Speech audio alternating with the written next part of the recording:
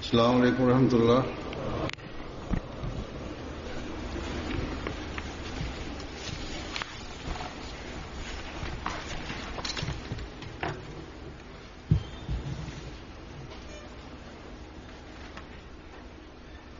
أشهد أن لا إله إلا الله وحده لا شريك له وأشهد أن محمدا عبده ورسوله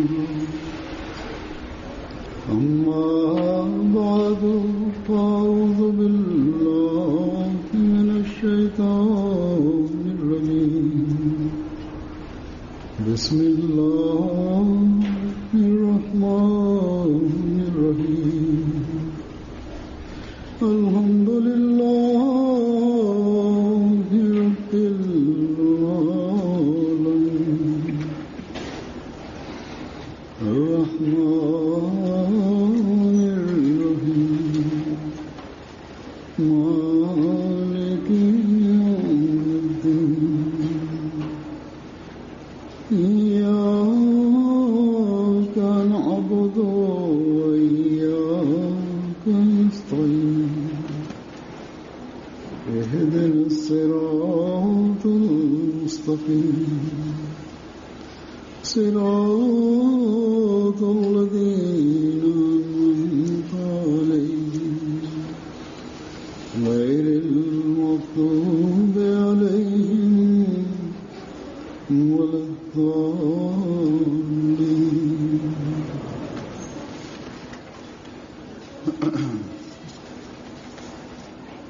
आज इंशाअल्लाह ताला Dželsa Salana, godišnji skup džamata Ahmedije Velike Britanije će započeti. Tako da ova hudba ovog petkom je dio ove dželse. Huzur kaže, kao što sam spomenuo u svojoj prethodnoj hudbi, da u prilici Dželsa Salani gosti koji su stigli na dželsu, oni ovdje dolaze zbog plemenitog razloga i svrhe, i skupa sa ovom plemenitom svrhu također i trebaju doći ovdje. I taj cilj je da stvarnost religije, da budu u stanju da to saznaju, da nauče o vjeri i nastoji da napreduju u duhovnosti i pod utjecajem ove duhovne atmosfere, pobožnosti i plemenitost koju imaju, da nastoji da to uvećaju. I trebaju dati prednost vjeri nad svjetovnim stvarima. Obećanje koje smo mi dali u zavjetu Bajata s ciljem da to ispunimo, oni trebaju nastojati da nađe najbolja sredstva i najbolji put za to i trebaju da identifikuju ovo i da trebaju znati ove stvari i onda da nastoje da slijedi te puteve. I dužnost prema ljudima, trebaju posvetiti pažnju tome mnogo više nego prije i svoje jezike. Uvijek trebaju da im budu zauzeti jezici u spominjanju Allaha i da to cijeli dan čine, cijelo vrijeme čine i da o tome misle cijelo vrijeme. Dakle, mnogo više nego prije što su to radili. Trebaju posvetiti pažnju ibadetu i da svoj ibadet dovedu do takvog nivoa koji Allah Đelšanhu želi i Božji poslanik. A taj položaj je taj koji Allah Đelšanhu spomenuo u časnom Koranu, da stvaranje ljudi i džina, svrha stvaranja ljudi i džina je bilo da čine ibadet Allah, da obožavaju Allah. Allah Đelšanhu kaže u prevodu, ovaj ajet kaže, Allah kaže, ja nisam stvorio ljude i džine osim da mene obožavaju. Hazreti Mesih Maud alejhi selam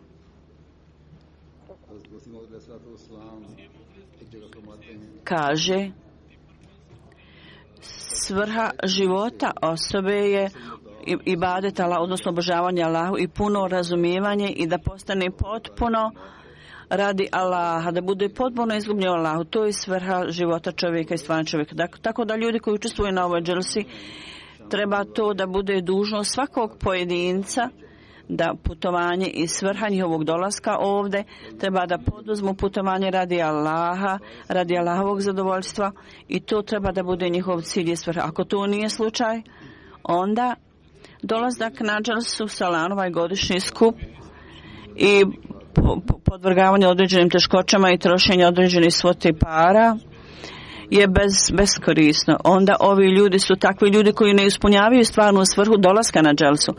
Tako da ovo je velika odgovornost i dužnost za one ljude koji učestvuju na dželsi. I ispunjavanje ove dužnosti je zapravo uvećava važnost od njihove odgovornosti i dužnosti. I važnost toga, kao što sam spomenuo u svojoj prethodnoj hudbi, Huzur kaže s ciljem da ispunimo ovu radi služenja ovih gosta koji su došli da prisustvuju dželsi, treba da posvetimo sebe, i važnost radnika se također uvećava uvećanjem broja gosta, i treba da služe radnici svojim gostima, i slušajući to treba da naprave napredak i da u cijelosti učestvuju u programu dželse. I oni pravi aranžman za svoje načelni i praktični popravak i pravi načine za to.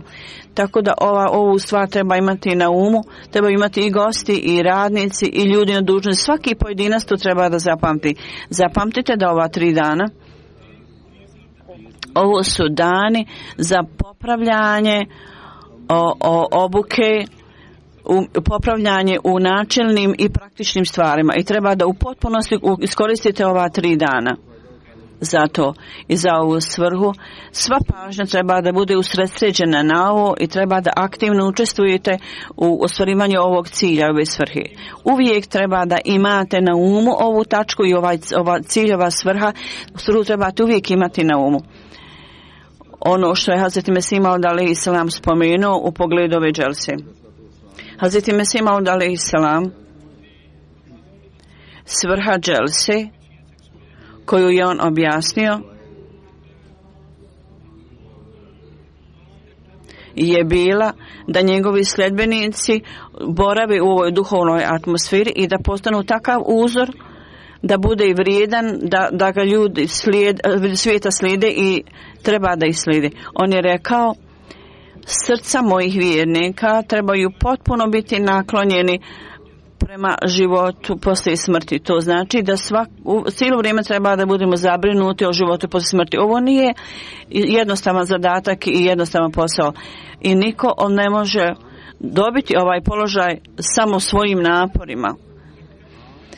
Međutim, kakav god praktični napor uopšte može biti učinjen, nakon toga treba da se osoba zauzme u ibadetu i reći da molim Allah, o Allahu, teškoće i prepreke u svjetovne su za mene kao prepreka na svakom koraku, i zato ti me osposobi da slijedim taj put koji je put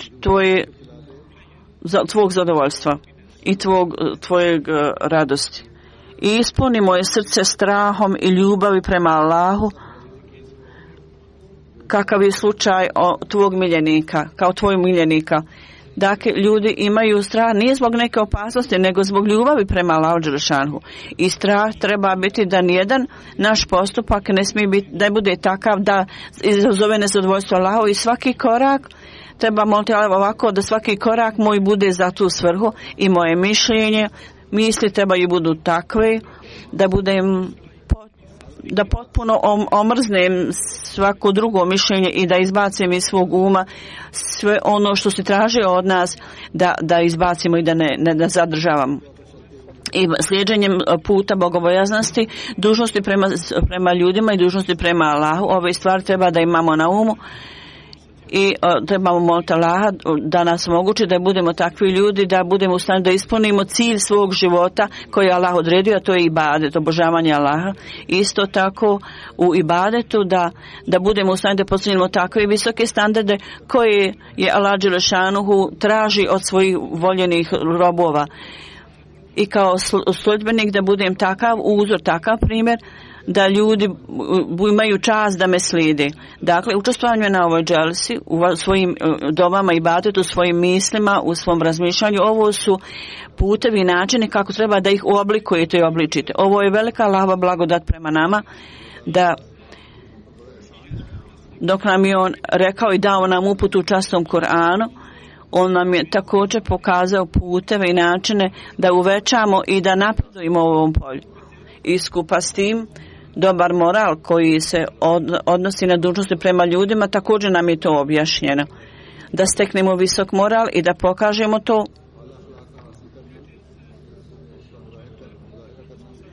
Ovo je ono što je obećan Mesija alejhi selam spomenuo za učesnike dželsi. U pogledu ovog standarda na jednom mjestu on kaže: ja vam uistinu kažem da osobe srce ne može biti ispravno ukoliko ne dadne prednost svome bratu i udobnost svome bratu nad svojom udobnošću. Ovo nije jednostavna stvar. S ciljem da ostvarimo ovaj cilj nije obična stvar ostvariti ovaj cilj. Mnogo je ljudi koji vode brigu o udobnosti drugih, međutim u skladu sa svojim sredstvima, prema svojim sredstvima, ako žrtvuju svoju vlastitu udobnost, oni to čine. Međutim, vrlo rijetko možemo vidjeti da neko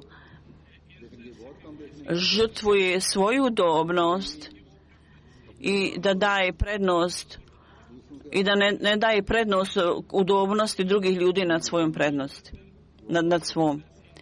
I u drugim odnosima ovo možemo vidjeti. I da neki ljudi žrtvuju svoju udobnost za druge. Međutim, vrlo je malo ljudi, vrlo je teško za svakoga da dođe do ovakvog standarda. Međutim, u pogledu udobnosti drugih ljudi, Hazreti Mesih Maud alejhi selam je spomenuo na jednom mjestu da udobnost drugih ljudi, ukoliko vi to ne smatrate kao svoju vlastitu neudobnost, onda ne možete imati stvarnu vjeru, ne možete posteći. Ovo su moje riječi, Huzur kaže, međutim ovo je suština onog što je obećan Mesih alejhi selam rekao. On je rekao: ako moj bolesni brat je potresen, a ja spavam udobno, kakvo je onda moje stanje?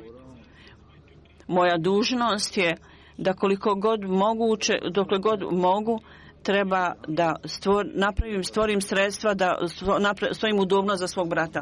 Ako neki religijski brat zbog svog sebičnog ega čini nešto protiv mene, čak i onda ja ću biti vrlo tužan da svjesno činim nešto što je za njega teško, neku teškost prema njemu. Moja dužnost je da pokažem strpljenje i da molim Allaha za tu osobu, plačući i jecajući, jer ova osoba je duhovno bolesna, i da molim Allaha da mu dadne zdravlje i oporavak. Ovo je standard koji Allah dželešanuhu je dao nam naredbu u časnom Koranu i u riječima koje znači vjernik treba da ima osjećaj sažaljenja jedan prema drugom. I zbog ovog osjećanja sažaljenja oni osjećaju bol drugih ljudi i nastoje da uklone patnju drugih ljudi i također mole za njih, čine dove za njih. Zato treba da sebe analiziramo koliko mnogo nas smo takvi da nastojimo da postignemo ove visoke standarde. Ako postupamo u skladu s tim, onda će sve ove jednostavne borbe i svađe biti dokrajčene i neslaganje će biti uklonjeno. Lični ego dolazi na to mjesto i ljudi postaju ljuti u to vrijeme kad nema nekakvog elementa bogobojaznosti, kad nema straha od Allaha ovim ljudima. I ukoliko ljudi ne danu prednost zadovoljstvo drugih ljudi nad svojim. Dakle, ovo je zahtjev bogobojaznosti. Ovo je dužnost svake osobe koja sebe smatra i sebe pripisuje i vezuje sa zajednicom obećanog Mesija alejhi selam, sa džematom Ahmedije. Ovo je dužnost svake osobe koja učestvuje na dželsi.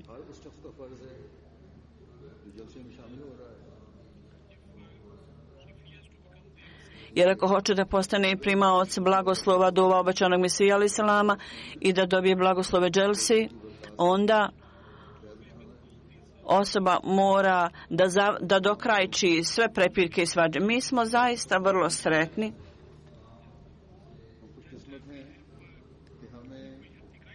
da imamo uputu na svakom koraku od obećanog Mesija, ali samo nam je da uputu stvarnost Islama i o stvarnom shvatanju bogobojaznosti. Nama je to objašnjeno. Mi nismo kao oni podijeljeni muslimani koji ne znaju koga slijede i oni ne znaju koga trebaju uzeti za vođu. I ovi ljudi ponekad ih zavedu. I ovi takozvani vođe ponekad učine da ljudi presicaju vrat drugih ljudi. Treba da molimo Allaha za ove ljude, da im Allah dadne mudrost i da zbog ovog loših djela što čini da ne postanu predmet Allahove srdžbe. Pogledno shvatanje i razumijevanje Islama, predstavljajući to drugim ljudima, pogrešno shvatanje i razumijevanje, da ne nanosi loše ime i da ne kaljaju ime časnog poslanika sallallahu alejhi ve sellem. Časni poslanik sallallahu alejhi ve sellem, on je definisao svoje sledbenike ovako. Istinski vjernik je onaj, rekao je, od čijeg jezika i od čijih ruku je svaki musliman i svaka osoba traži mir i mirna i potpuno je sigurna, bez ikakve razlike. Hazreti Mesih Maud alejhi selam nam je rekao da istinski vjernik nije samo ona osoba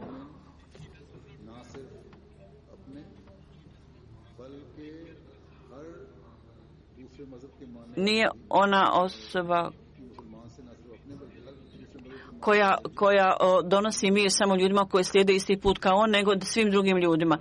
U časnom Koranu je to spomenuto, ja ću nešto od toga spomenuti danas.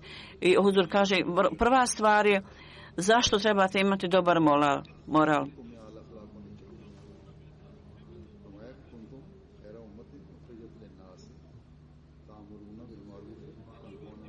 U prevodu, Allah kaže u ajetu, vi ste najbolji narod koji je stvoren za dobrobit čovječanstva, jer vi upućujete ljude ka dobru i zaustavljate od loših stvari.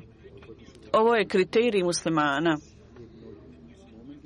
Osoba koja je član muslimanskog umeta, njegova odlika je da uvijek potiče ljude da čine dobre stvari, a zaustavlja ljude od loših stvari.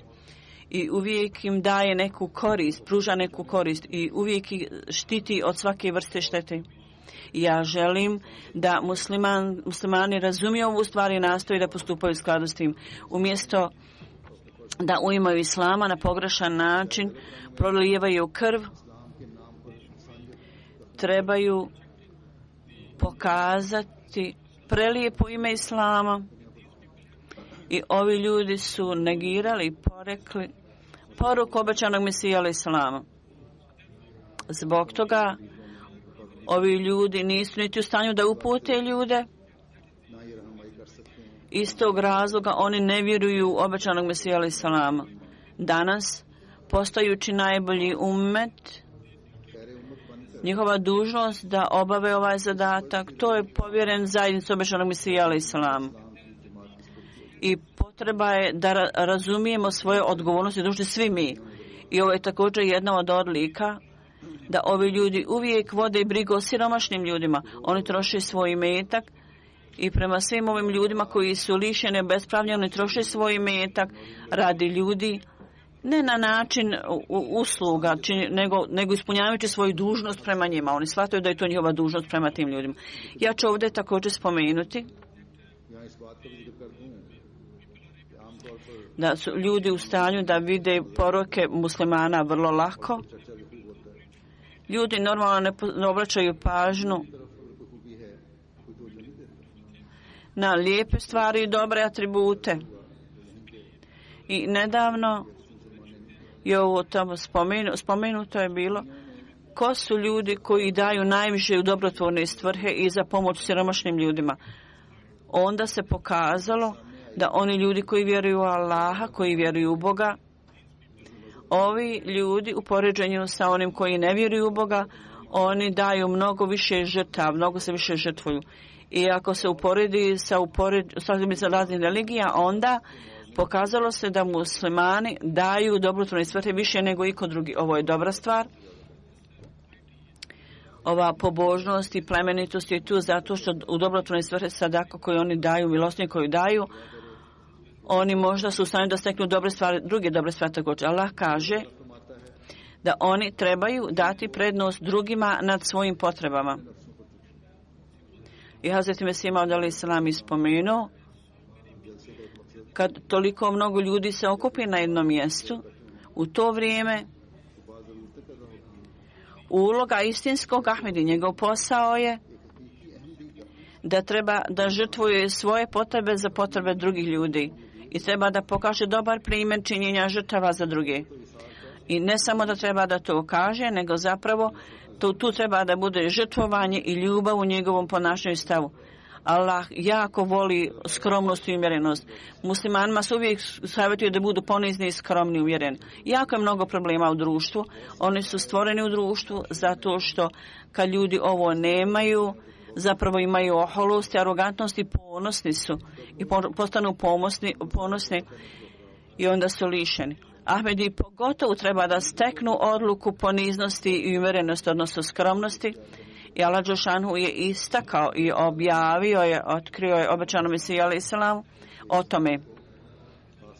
I Allah dželešanu mu je rekao obećanom Mesiji da Allah dželešanu je rekao da voli njegov put skromnosti i umjerenosti. Mi koji sebe vezujemo s obećanom Mesijom alejhi selam, potreba je da mi isto tako steknemo ove odlike.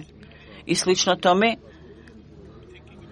imajući dobro mišljenje o drugim ljudima, isto tako govorići istinu i u svakom slučaju treba da govorimo istinu, to je neophodno.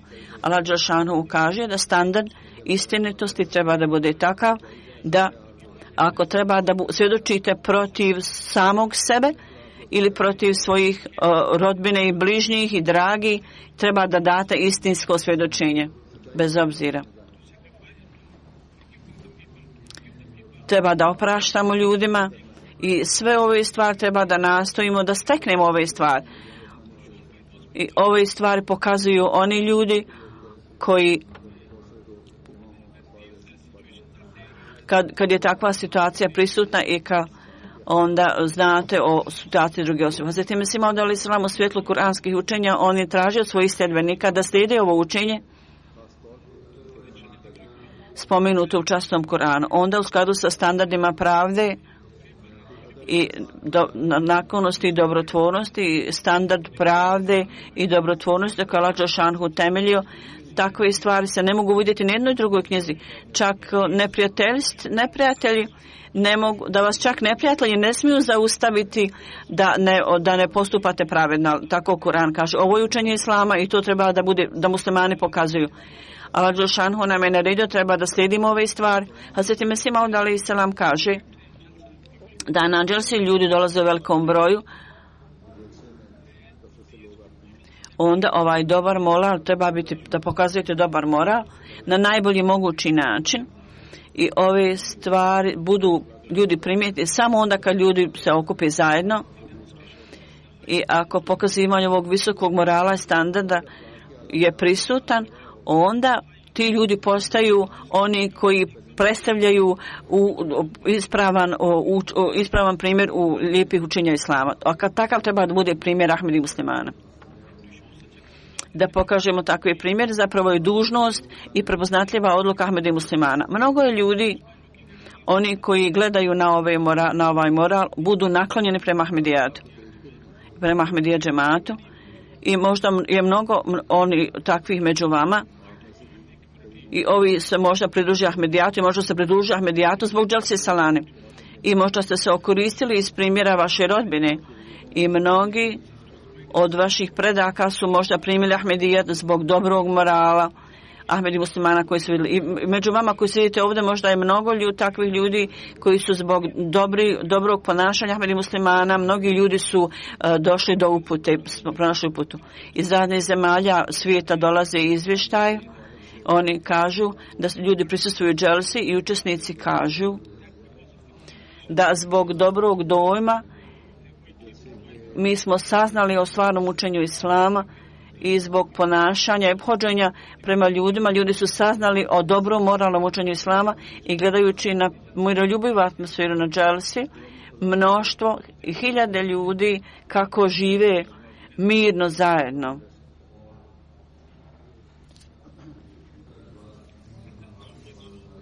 I u tolikoj mjeri da neke vođe u nekim zemljama, oni koji su se prethodno suprotstavljali, kad oni pozovu da dođu, oni na kraju dođu, rezultat je da oni ne samo odustanu od svog suprotstavljanja, nego zapravo cijene Ahmedija džemat. Prije 2 mjeseca bila je dželsa u Njemačkoj i nemusliman, bio jedan par nemuslimana iz susjedne zemlje.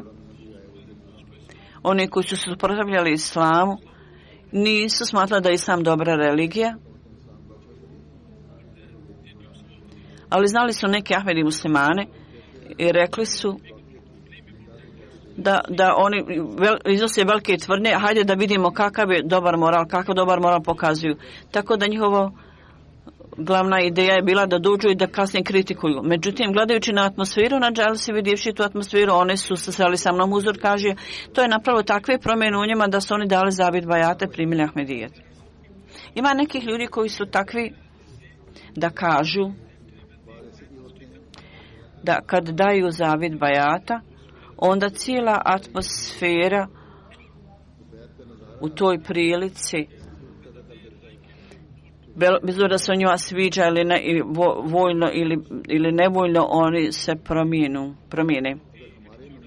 I ako stav ponašanja ljudi je drugačiji, onda ova jednostavna stvar ne može voditi ljude ka uputi. Privremeni dobar moral ne može donijeti takav rezultat koji može biti da stvarno promijeni stanje srca. Svaka osoba koja učestvuje na dželsi, oni zapravo, svaka porodica, svaki pojedinac čini, nije mi tabli širenje poruke. Ja sam prošle sedmice spomenuo radnicima da njihovi postupci su nije u prenošenje poruke, širenje poruke islama. Ali ne samo radnici, zapravo svaki učesnik, svi učesnici na dželsi čine isto tako. Oni svojim ponašanjem daju dobar dojam ljudima i ljudi iz toga uče u učenju islama. Svaki muškarac, žena, dječak i djevojčica, ako budu pokazali dobar primjer nalik ovom, koji je vrlo dobar primjer, i ovi primjeri ne budu privremeni, nego to bude stalni primjer u svom stanju, treba da to napravi stalnu promjenu u njima i treba da nastoje da u sebi napravi takvu promjenu. Treba da to učini, da svaki musliman treba to da učini, da posvoji takvi standard. Svaki od nas treba da shvati svoju vlastitu važnost u ovom pogledu vezano za ovo. Tako iz dželse ili od dželse mi možemo koristiti u istinskom smislu riječi i pokazujući dobar moral, naredbe Allahove, po Allahovim naredbama ćete širiti poruku mira. Allah Đelšanhu je rekao,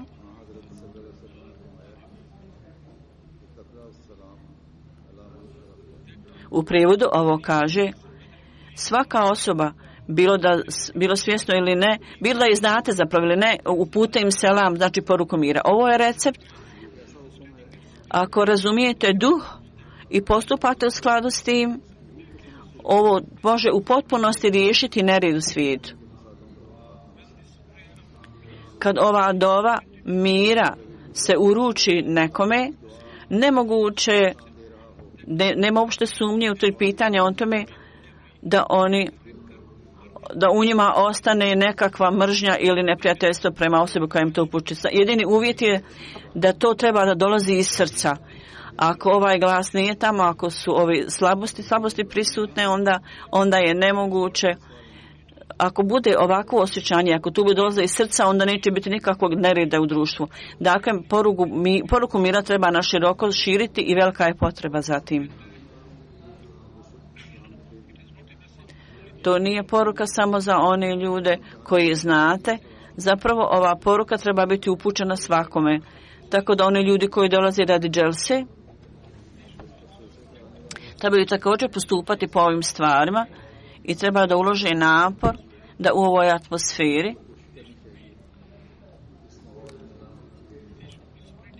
trebaju širiti poruku mira na takav način da cijela atmosfera postane atmosfera mira. I mi trebamo biti u stanju da steknemo mir koji dolazi od Allaha dželešanuhu.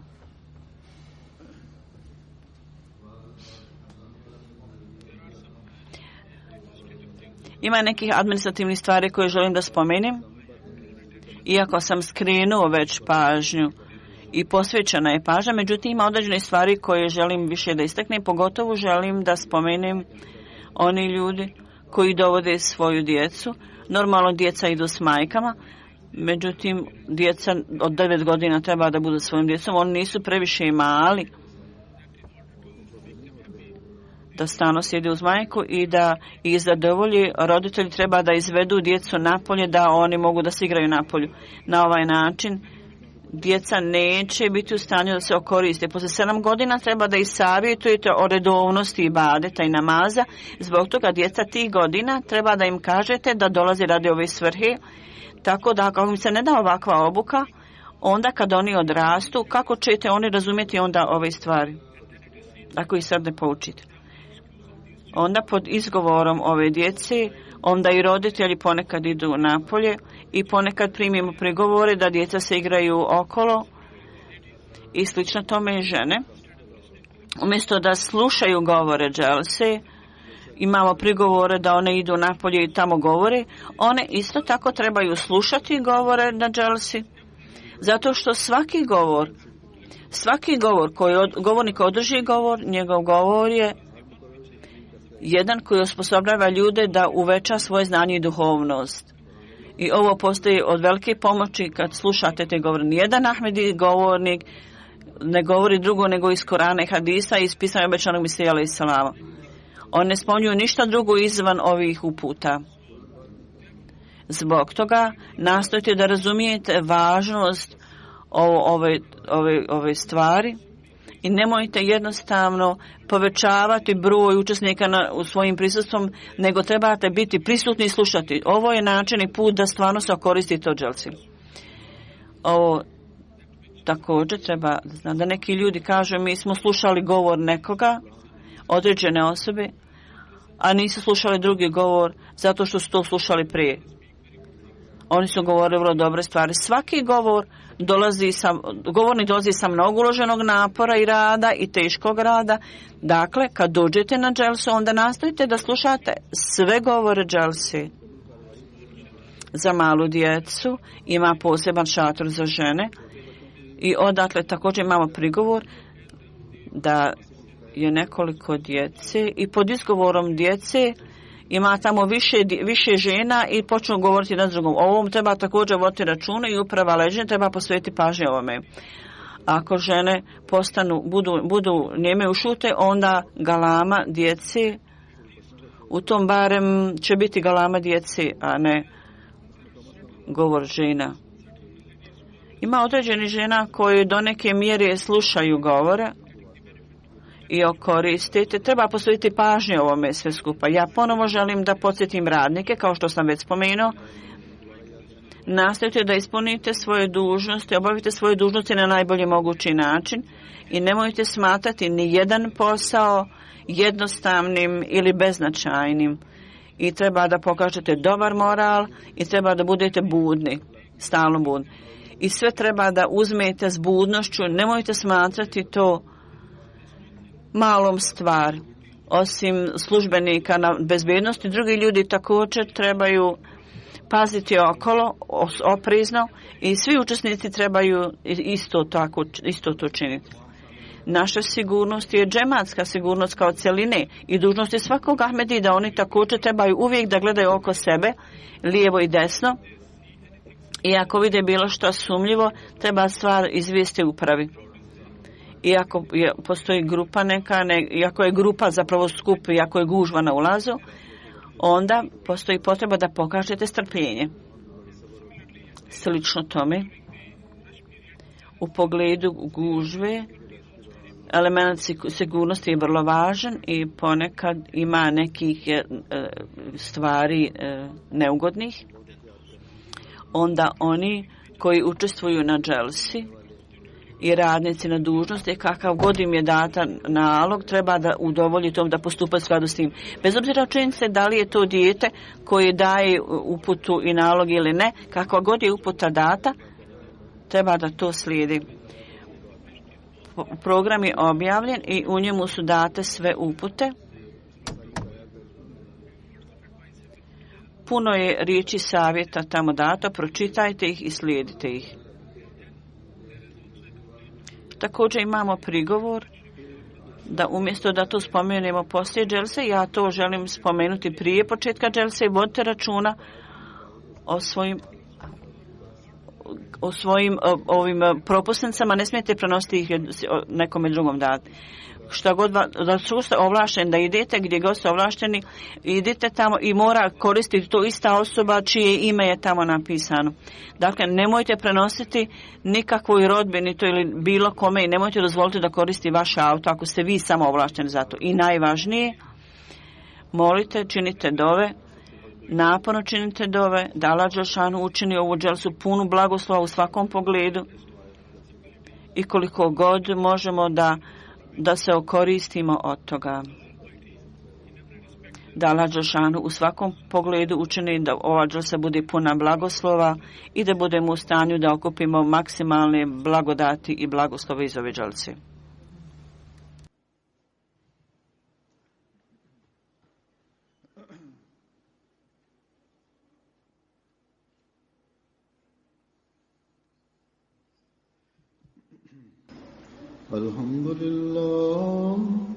الحمد لله نحمده ونستعينه ونستغفره ونؤمن به ونتوكل عليه ونعوذ بالله من شرور أنفسنا ومن سيئات أعمالنا من يهده الله فلا مضل له ومن يضلل فلا هادي له ونشهد أن لا إله إلا الله ونشهد أن محمدا عبده ورسوله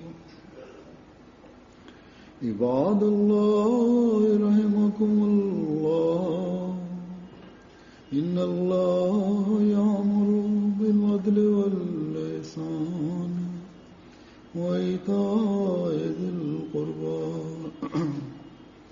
وينهى عن الفحشاء والمنكر والبغي يعظكم لعلكم تذكرون اذكروا الله يذكركم وادعوه يستجب لكم ولذكر الله